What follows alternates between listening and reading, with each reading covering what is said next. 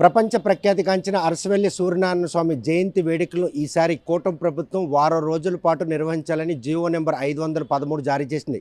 25వ తేదీన జరగబోయే ఈ జయంతి వేడుకలకు నిన్నటి నుండే వారం రోజుల పండుగ ప్రారంభమైంది. కాకపోతే 25వ తేదీన జయంతి వేడుకలు ఆదివారం కావడంతో పెద్ద మొత్తంలో భక్తులు తరలివచ్చే అవకాశం ఉందన్నటువంటి ముందస్తు హెచ్చరిక నేపథ్యంలో పోలీసులు మాత్రం అప్రమత్తారు. ఇటు ఒడిశాతో పాటు తెలుగు రాష్ట్రాలతో పెద్ద మొత్తంలో భక్తులతో పాటు వాహనాల రాకపోకలతో శ్రీకాకుళం టౌన్ పూర్తిగా కిక్కిరిసిపోతుంది. ఈ విషయంలో ఎటువంటి ట్రాఫిక్ నిబంధనలు అమలు చేయనున్నారనే విషయం మనతో మాట్లాడిన శ్రీకాకుళం డిఎస్పీ వివేక్ ఉన్నారు. చూస్తే కనుక అరసవెల్లిలో ఆదివారం సోమవారం జయంతి వేడుకలు. ఈసారి మాత్రం మీకు ఒక టాస్క్ సోమవారం మీకు ముందుంచారు అనడంలో ఎటువంటి అతిశక్తి లేదు. ఇది చాలా అదృష్టం అండి. అరసవెల్లి శ్రీ సూర్యనారాయణ స్వామి వారి రథసప్తోత్సవాలు మళ్ళీ రెండోసారి జరపడం అనేది అదృష్టంగా భావిస్తున్నాం. ఈసారి గత సంవత్సరం కంటే ఈసారి భక్తులకి త్వరితగతిన దర్శనం చేయించాలనేటువంటి మా ఎస్పీ గారు, డిస్ట్రిక్ట్ అడ్మినిస్ట్రేషన్ కలెక్టర్ గారు, డిఐజీ గారు ఉత్తర్వుల మేరకు కొన్ని ఎక్స్ట్రా ఫెసిలిటీస్ ఈ సంవత్సరం క్రియేట్ చేయడం జరిగింది. గత సంవత్సరంలో మొత్తం అంతా 500 మీటర్ క్యూ లైన్ ఉంటే ఈసారి దాన్ని 700 మీటర్ల వరకు ఎక్స్టెండ్ చేశాము.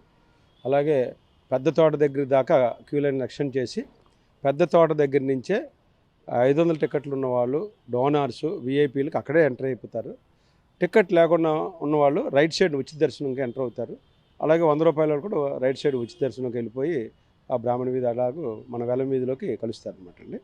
ఇంత పెద్ద మొత్తంలో భక్తులు తాకిడున్న నేపథ్యంలో ట్రాఫిక్ నిబంధనలు ఎలా ఉండబోతున్నాయి? పట్టణం అంతా కూడా పోలీసుల పద్మవ్యూహంలో ఉంటుందా? ట్రాఫిక్ నిబంధనలు గత సంవత్సరం కంటే మెరుగ్గా చేస్తున్నాము. ఎందుకంటే ఈసారి ఆల్ విఐపీస్ వెళ్ళేటువంటి వెహికల్స్ అన్నీ కూడా స్ట్రైట్గా వెళ్తాయి. స్ట్రైట్గా వెళ్ళిన తర్వాత అది ఆర్చ్ జంక్షన్లో వారు దిగి సూర్యతేజ కళ్యాణ మండపం దగ్గర పార్కింగ్ చేసుకుంటారు. అక్కడి నుంచి అసిరితల్యమ్మ గుడి దగ్గరికి వెళ్ళి ఆపోజిట్లో ఉన్నటువంటి ఆదిత్య నగర్ మీదుగా డిఈఓ ఆఫీస్ మీదుగా మళ్ళీ ఉమెన్స్ కాలేజ్ రోడ్లో కలుస్తారు అన్నమాట. ఈసారి ఆపోజిట్ వెహికల్ అనేది రాదు. సింగిల్ లైన్లో వెళ్ళిపోయి అలాగే బయటికి వెళ్ళిపోవడానికి కొత్తగా రూట్ అంతా తయారు చేయడం జరిగింది. ఆ రూట్లోనే ఈసారి అందరూ కూడా వెళ్తారు. దాంతో మనకి ట్రాఫిక్ కంజెషన్ అనేది ఇక్కడ ఉండదండి. అలాగే ఎంటైర్ సిటీలో కూడా అక్కడక్కడ చెక్ పోస్టులు పెట్టాము, ట్రాఫిక్ డైవర్షన్స్ పెట్టాము.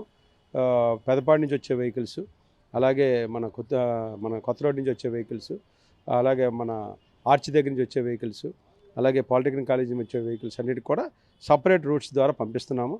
ఇదంతా కూడా ఎగ్జిట్ 80 ఫీట్ రోడ్డు మీదుగా జిల్లా పరిషత్ మీదుగా మళ్ళీ మిల్ జంక్షన్గా పిఎస్ఆర్ జంక్షన్కి వచ్చి అక్కడి నుంచి మళ్ళీ రొటీన్ రూట్లోకి వెళ్ళిపోతాయి. చాలా దగ్గరికి వెహికల్స్ వచ్చేటటువంటి పార్కింగ్ ఫెసిలిటీస్ కూడా గత ఏడాది కల్పించారు. ఈసారి కూడా తదనుకున్నటువంటి పార్కింగ్ ఫెసిలిటీస్ కల్పించినట్టు పరిణామాలు మటు ఈ స్కెచ్లో స్పష్టంగా కనిపిస్తుంది. అవునండి, పార్కింగ్ కూడా ఈసారి భక్తులకి ఆల్మోస్ట్ దగ్గరగా, అంటే పెద్ద తోటకి దగ్గరగా, మామిడి తోట దగ్గరగా తీసుకొచ్చాము.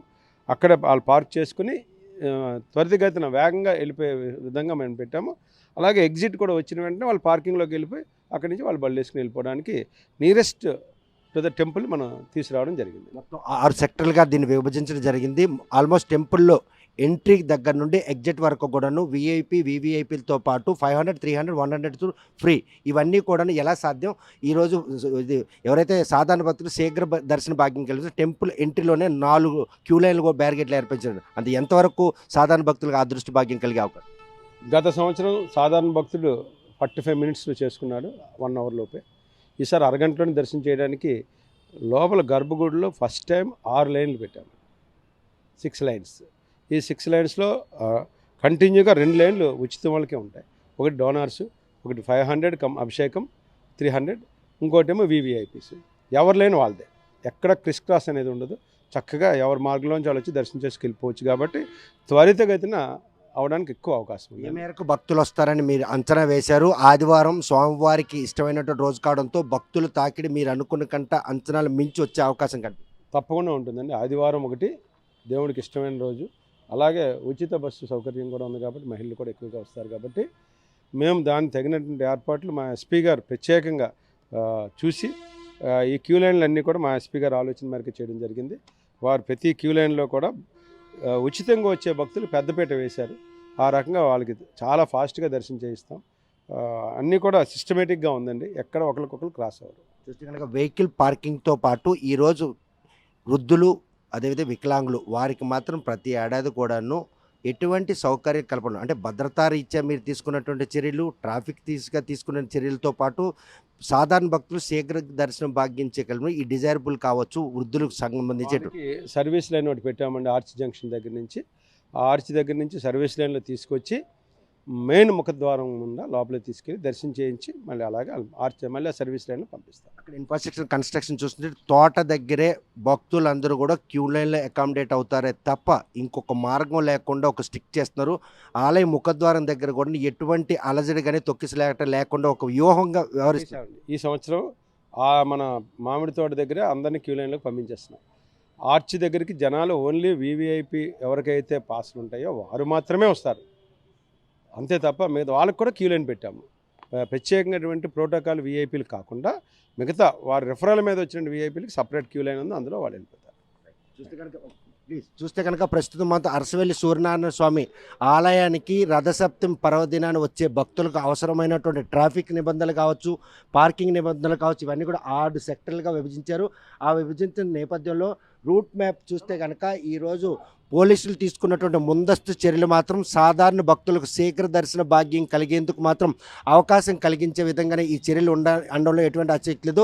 గత ఏడాది కూడా పార్కింగ్ని టెంపుల్ సమీపంలో ఉన్నటువంటి ఖాళీ స్థలాలన్నింటినీ కూడా పార్కింగ్ కోసం వినియోగించారు. ఈసారి కూడా తదనుకుంటున్న పార్కింగ్ స్థలాన్ని కూడా ఏర్పాటు చేశారు. 6 సెక్టర్లుగా విభజించి 25వ తేదీన పెద్ద మొత్తంలో భక్తులు తాకిడి ఉంటుందన్నటువంటి ముందస్తు జాగ్రత్తల నేపథ్యంలో తీసుకున్నటువంటి ఈ రూట్ మ్యాప్ మాత్రం ఈరోజు సాధారణ భక్తులు పూర్తి స్థాయిలో ఆ శీఘ్ర దర్శన భాగ్యం కలిగేందుకు దోహదపడుతుంది అనడంలో ఎటువంటి అతిశక్తి లేదు. వీడియో జర్నలిస్ట్ రామకృష్ణతో సత్యం, RTV శ్రీకాకుళం. చరిత్ర సృష్టించినోడు ఇప్పుడు ఆ చరిత్రని తిరగరాయబోతున్నాడు. అబద్ధాల గోడల్ని బద్దలు కొట్టి నిజాలను రాగా మీ ముందుంచబోతున్నాడు. నిజమైన వార్తల కోసం వెంటనే డౌన్లోడ్ చేసుకోండి రా యాప్ని.